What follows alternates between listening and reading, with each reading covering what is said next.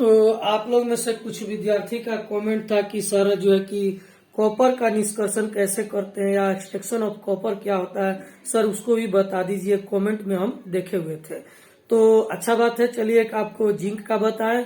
अब आइए अब कॉपर का भी बता देते हैं। उसी तरह अल्युमिनियम और जो है कि आपको आयरन का भी होता है। थोड़ा बहुत अंतर होता है, तो एग्जाम में उतना ध्यान नहीं देते हम लोग। बेसिक जो प्रिंसिपल है वह सभी में जो आपको बताए थे कि 3 चरणों में होता है, वही बेसिक प्रिंसिपल होता है। अब आइए एक कॉपर बता देते कि कॉपर का निष्कर्षण जो है कि कैसे होता है। तो सबसे पहले कॉपर का निष्कर्षण बताने के लिए हम लोग इसका इम्पोर्टेंस ओर्स लिखेंगे। तो कॉपर का इम्पोर्टेंस ओर हो जाएगा इम्पोर्टेंट ओर्स। तो इम्पोर्टेंट ओर्स हो जाएगा कॉपर का, तो copper pyrite, COPPER, copper pyrite. तो कॉपर पायराइट का फॉर्मूला होता है आपको CuFeS2। कॉपर पायराइट का फॉर्मूला आपको बताया गया था। यदि कॉपर का निष्कर्षण एग्जाम में पूछे तो CuFeS2 आप लिख देंगे। तो यह कॉपर पायराइट का इम्पोर्टेंस अयस्क है। इसके अलावा एक और होता है कॉपर ग्लास होता है। तो कॉपर ग्लास भी आपको बताया गया था, जो कॉपर का महत्वपूर्ण अयस्क होता है कॉपर ग्लास। तो उसका फॉर्मूला क्या होगा, तो आइए उसका भी फॉर्मूला लिखते हैं हम लोग। Copper glass Cu2S copper glass. Copper glass का फॉर्मूला होता है Cu2S। कॉपर सल्फाइड को कॉपर ग्लास कहते हैं। तो इन्हीं दोनों अयस्क से कॉपर का निष्कर्षण किया जाता है। तो यह कॉपर का जब निष्कर्षण करेंगे, एक्सट्रैक्शन करेंगे, तो सबसे पहले लिखते हैं महत्वपूर्ण अयस्क लिख लिए। उसके बाद लिखेंगे कि कॉपर का निष्कर्षण कॉपर पायराइट से निम्नलिखित 3 चरणों में किया जाता है। इंग्लिश वाले क्या लिखेंगे, copper is obtain from its important ores copper pyrite by following 3 step. यह लिख देंगे। तो वह कौन कौन स्टेप होगा, तो यहाँ पर लिखते हैं स्टेप फर्स्ट। स्टेप फर्स्ट क्या लिखेंगे, कंसंट्रेशन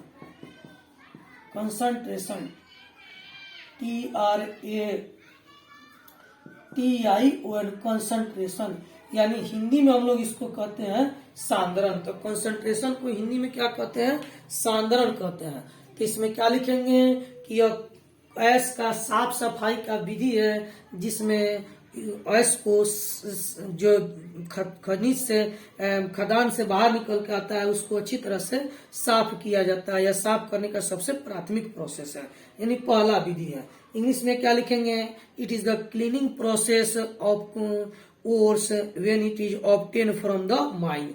हिंदी वाले फिर से सुन लेंगे, क्या लिखेंगे, यह अयस्क का साफ सफाई का विधि है जब उसको हम लोग खनिज से प्राप्त करते हैं। तो उसमें सर्वप्रथम जिस विधि से उसको साफ किया जाता है उस विधि को हम लोग कंसंट्रेशन या सांद्रण कहते हैं।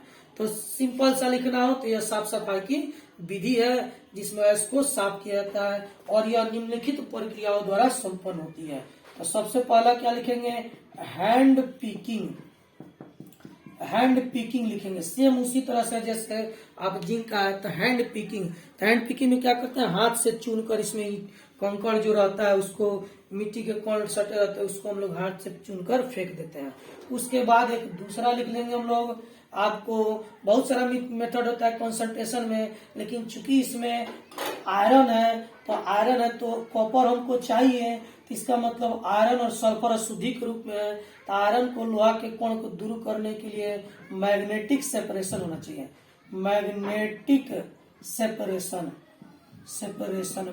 सेपरेशन यानी कि चुंबकीय पृथक्करण विधि होना चाहिए। हिंदी वाले लिखेंगे मैग्नेटिक समीकरण सेपरेशन, इंग्लिश वाले चुंबकीय पृथक्करण। उसके बाद चूंकि इसमें सल्फर है अशुद्धि के रूप में, तो सल्फर युक्त अशुद्धि को दूर करने के लिए फोर्थ फ्लोटेशन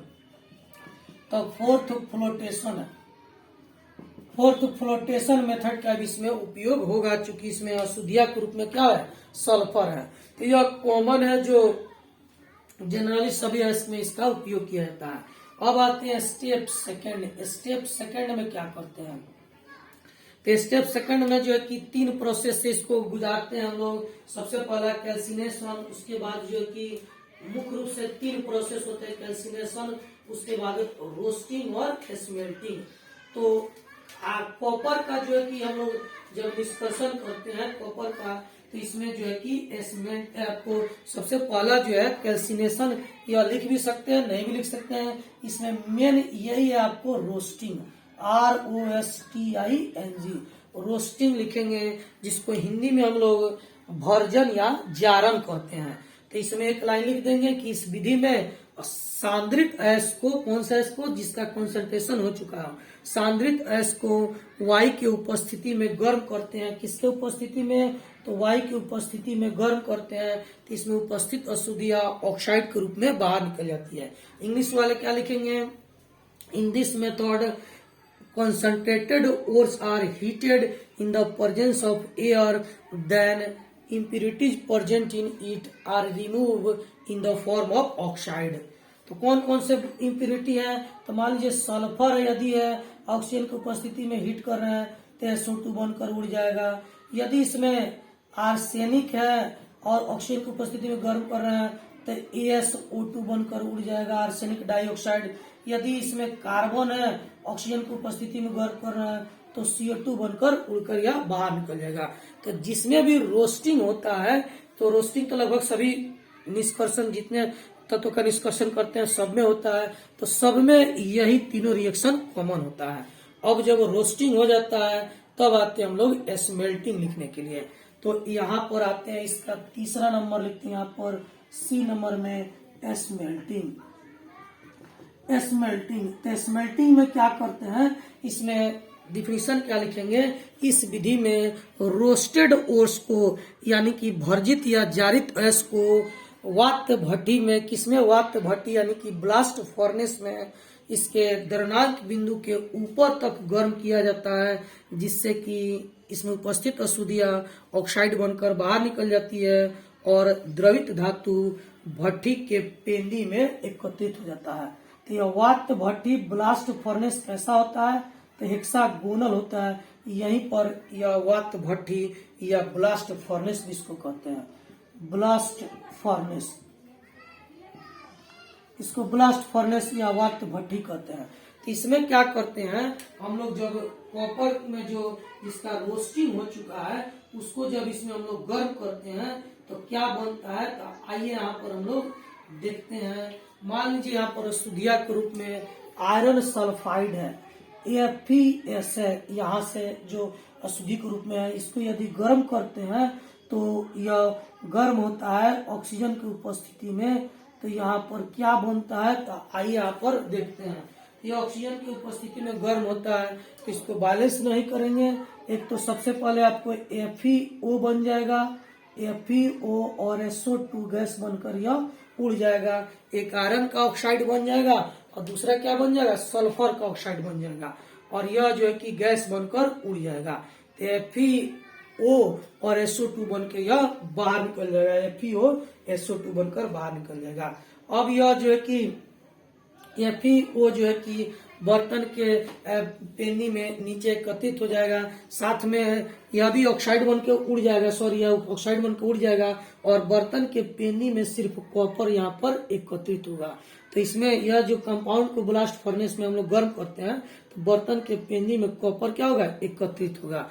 तो यहाँ पर बर्तन के पेनी में जो है कि आपको जो कॉपर एकत्रित होगा वो आपको कॉपर हो जाएगा Cu2O, जो है कि ऑक्सीजन की उपस्थिति में गर्म करते हैं तो Cu2O जो है कि यहाँ पर एकत्रित हो जाएगा बर्तन के पेनी में, और बाकी सब उड़ के क्या हो जाएगा? बाहर चला जाएगा।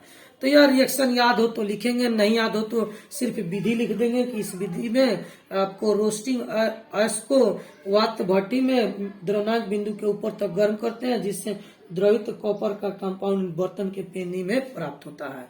तो यहाँ तक लिख देंगे। तो यह सेम प्रोसेस है। अब जब इतना हो जाएगा तब जो है कि हम लोग आएंगे, आपको इसका इसमें एक एक्स्ट्रा प्रोसेस जुड़ जाता है, बेसिमीकरण जुड़ जाता है। तो एक्स्ट्रा प्रोसेस इसमें होता है बेसिमेराइजेशन। बेसिमेराइजेशन या हिंदी में बेसिमीकरण भी इसको हम लोग कहते हैं। तो बेसिमीकरण जुड़ जाता है। तो बेसिमीकरण में कुछ नहीं होता है, इसमें करना क्या है, Cu2O है, इसको जो हम लोग Cu2O को गर्म करते हैं, बेसिमर एक प्रोसेस होता है, उसमें गर्म करते हैं बेसिमर में। तो यह क्या होता है, कॉपर अलग हो जाता है और ऑक्सीजन गैस जो कि यहाँ पर उड़कर बाहर निकल जाता है। अब जो कॉपर हम लोग को प्राप्त होता है यहाँ पर, तो इस कॉपर को हम लोग क्या करते हैं, जो कि लास्ट में स्टेप थर्ड में आते हैं, स्टेप थर्ड यानी कि प्यूरिफिकेशन। प्यूरिफिकेशन CATION, प्यूरिफिकेशन यानी कि शुद्धिकरण प्रोसेस। तो आप देख रहे हैं कि सेम जैसा जिंक था सेम उसी तरह यह भी है। अब इसमें थोड़ा बहुत का अंतर है, जैसे स्मेल्टिंग में जो केवल अंतर होता है, बाकी सब में सारे में जो कि कॉमन होते हैं। एक इम्पोर्टेंट ओर्स यहाँ पर अंतर होगा और दूसरा स्मेल्टिंग होगा, बाकी सब प्रोसेस सेम है। यदि आपको रिएक्शन नहीं याद है तो केवल प्रोसेस लिख देंगे, तभी जो है कि आपको नंबर आसानी से मिल जाएगा। इसीलिए एग्जाम में कोई क्वेश्चन छोड़ना नहीं चाहिए। यह तो सब में कॉमन होगा, यह भी सब में कॉमन होगा, कंसंट्रेशन और यह रोस्टिंग। तो किसी का भी आपको निष्कर्षण पूछे तो ऊपर दो इम्पोर्टेंट ऑयल्स का नाम लिख दीजिए, और कंसंट्रेशन और यह स्टेप्स फर्स्ट और सेकंड उन सभी में सेम होता है, और लास्ट वाला भी सेम होता है। आपको प्यूरिफिकेशन स्टेप भी सब में सेम होता है। अंतर सिर्फ होता है आपको स्मेल्टिंग में। तो स्मेल्टिंग का रिएक्शन याद हो तो ठीक है, नहीं याद हो तो सीधे लिख देंगे कि इसमें जो है कि हम लोग गर्म करते हैं वात भट्टी में द्रव्यांक बिंदु के ऊपर तक, तो यहाँ पर द्रवित धातु प्राप्त होता है। तो आपको अगर यह रिएक्शन नहीं याद हो तो एक दूसरा तरीका बताते हैं, जिससे कि आपको यह जो है कि और आसान हो जाएगा। तो यह अगर नहीं याद हो तो यहाँ पर आप लोग क्या लिख सकते हैं, अगर याद हो तो लिख लेंगे, अगर नहीं याद हो तो इसमें हम लोग क्या लिख सकते हैं, आपको एक सिंपल सा आसान प्रोसेस बता रहे हैं जिससे आपको जो है कि आसानी हो जाएगा। तो इसमें अगर कुछ नहीं याद हो तो यहाँ पर लिखेंगे ओर्स, उसको यहाँ पर हीट करेंगे, ओर्स को हीट करेंगे तो यहाँ पर जो है कि द्रवित जो है कि कॉपर ऑक्साइड प्राप्त होगा। तो ओर्स कौन सा ओर्स है, तो CuFeS2 है। तो इसको हीट करेंगे तो बाकी सब अशुद्धियां बन के बाहर निकल जाएगा और कॉपर ऑक्साइड यहाँ पर आपको प्राप्त होगा। उसी तरह यदि आयरन का पूछ दे एग्जाम में तो यहाँ पर आयरन का ओर्स लिख देंगे और यहाँ पर ऑक्साइड लिख देंगे और यह फिगर बना देंगे, डिफिनीशन स्मेल्टिंग लिख देंगे, तो वह बिल्कुल सेम हो जाएगा। और इसको जो है कि अभी इसमें ऑक्सीजन है तो बेसिमर प्रोसेस के द्वारा ऑक्सीजन को अलग करके यहाँ पर कॉपर प्राप्त कर लेता है। जैसे कॉपर प्राप्त होता है, इसको जो है कि इलेक्ट्रोलाइटिक विधि द्वारा शुद्धिकरण किया जाता है। इस विधि में आपको इस कंटेनर में एक कैथोड होता है, दूसरा क्या होता है, एनोड होता है। तो यहाँ पर यह आपको कैथोड है, CaTHOD कैथोड। तो लिख देंगे कि प्यूरिफिकेशन प्रोसेस में कि लिखेंगे कि यह जो है कि शुद्धिकरण का विधि है जिसमें बेसिमीकरण से प्राप्त कॉपर को रखकर जब विद्युत धारा प्रवाहित की जाती है तो शुद्ध कॉपर कैथोड पर प्राप्त होता है। इंग्लिश वाले क्या लिखेंगे, it is the last process in which bessemerisation copper are put into electrolytic cell, then electric current is flow. After flow of current, pure copper obtained at cathode. बस यही बात लिख देंगे और लिखने के बाद जो है कि यह हमारा जो कि शुद्धिकरण इसका हो जाएगा और यह आपका कॉपर का जो कि निष्कर्षण समाप्त हो गया। तो आप देख रहे हैं कि कॉपर का निष्कर्षण हो या जिंक का निष्कर्षण हो, इसमें बिल्कुल सेम प्रोसेस है। यदि एक आप समझ गए तो बाकी सब लिख सकते हैं। कि जैसे कि करना क्या है कि हेडिंग या चेंज कर देना है। स्टेप फर्स्ट और सेकंड सब में सेम होता है, स्मेल्टिंग भी सब में सेम होता है। आपको स्मेल्टिंग में यदि रिएक्शन नहीं याद हो तो सिर्फ डिफिनीशन स्मेल्टिंग का लिख देंगे कि इस विधि में ऑयल्स को, अगर यहाँ पर कॉपर का एस है तो कॉपर का एस लिख देंगे, अगर जिंक का एस है तो इसमें जिंक का एस लिख देंगे, अगर आयरन का एस है तो इसमें आयरन का एस लिख देंगे। तो लिख देंगे कि इस विधि में अल्युमिनियम का एस हुआ तो अल्युमिनियम का एस लिख देंगे। और लिखेंगे इस विधि में जो है कि अयस्क को द्रवनांक बिंदु के ऊपर तक कार्बन या कोक मिला के गर्म करते हैं, जिससे उसमें उपस्थित धातु बर्तन के पेनी में प्राप्त हो जाता है और अशुद्ध या ऑक्साइड बनकर उड़ जाता है। सिर्फ यह डिफिनीशन लिख देंगे, आवर्स का नाम लिखकर यहाँ पर जो मेटल प्राप्त करना है उस मेटल को लिख देंगे, फिगर बना देंगे और सीधे चले जाएंगे हम लोग स्टेप थर्ड यानी कि प्यूरिफिकेशन प्रोसेस में। तो प्यूरिफिकेशन या शुद्धिकरण का भी सबका सेम ही है। कोई भी धातु हो, कॉपर हो, जिंक हो, आयरन हो, सबको जो कि इसी विधि द्वारा हम लोग शुद्धिकरण करते हैं, जिससे प्योर जो है कि शुद्ध प्राप्त होता है। अब इसमें आयरन में क्या होता है शुद्धिकरण, अब कॉपर का, जिंक का तो शुद्धिकरण इससे करते हैं, लेकिन आयरन का शुद्धिकरण जो है कि इलेक्ट्रोलाइटिक सेल से नहीं किया जाता है।